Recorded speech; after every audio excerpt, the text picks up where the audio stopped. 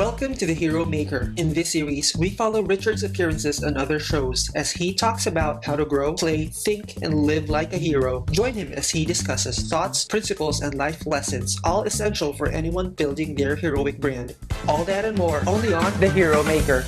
For the other things that you're doing, in terms of coaching, consulting, and those kinds of things, who's your ideal customer?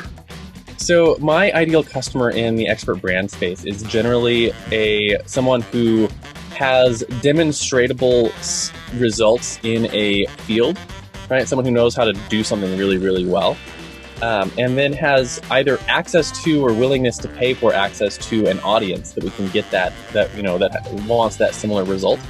What I do with them is I help them build and develop the training courses, right? I've got a background in preaching and in teaching. And so I know a lot about how to take something that you know and turn it into persuasive teaching. Persuasive teaching is the kind of teaching where you don't just learn something, but you learn something and then take action on it, right? Mm-hmm. You change your life as a result. So most of my clients, their training courses have 80 and 90% consumption rates and 60, 70, 80, 90% success rates with their students, because the biggest problem with most courses is that people go through them and they don't do anything.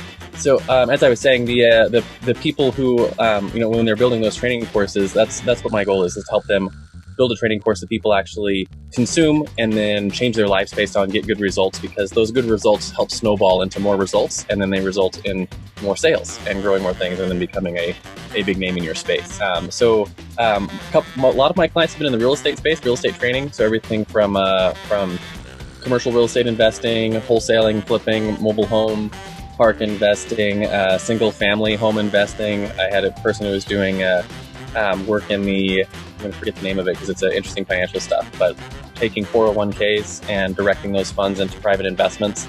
So a lot of stuff in the real estate space. And then people in healthcare. I'm working with a doctor right now who teaches how to do peak performance. Mm-hmm. That's actually really interesting, and I'm going through his program right now and having a lot of improvements in my own life, both physically and health-wise. So that's really cool. I've got a whole pile of supplements that he's having me go through, and some other programs, learning how to do gut cleanses and other things, and found out from my own personal things that even as high performing as I have been in my life, that because of some health issues that I've got, I'm probably only performing at a third of my full capacity if I was actually really, really healthy. So learning a lot about health with him. So the range has been all over the place, and generally my ideal customer is someone who's got demonstrable results and wants to get those to other people and learn how to build a sustainable business around those things they want to teach other people. So are you focused more on the training side of things, or are you also helping them out with setting up systems and automation and all that?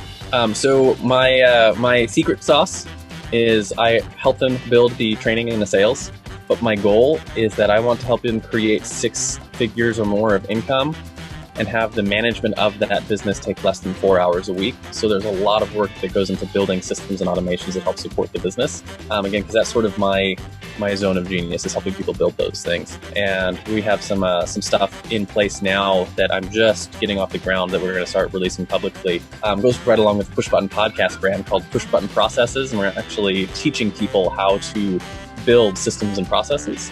Right, because a lot of people, you've heard in your business all the time probably, you need to have systems and processes, and then everyone thinks to themselves, well, that's great. What does this system and process look like, mm-hmm. right? And how does it actually work? And so I actually have a whole set of language for people on you have systems and you have workflows and you have processes and you have steps, and what do each of those things mean, and how do you actually look at your business and break it down into its component systems? How do you break those systems into their workflows, those workflows into the processes, those processes into the steps?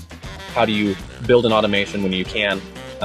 And then how do you set it up so that any of the important decisions that your expertise is required for can be front-loaded at the beginning of your workflows, and then the rest of the work can be handed off to people who are not you to do that work and to do the delivery. So we do a lot of teaching on how that specifically happens, and that's another aspect of our business, is teaching people how to do that.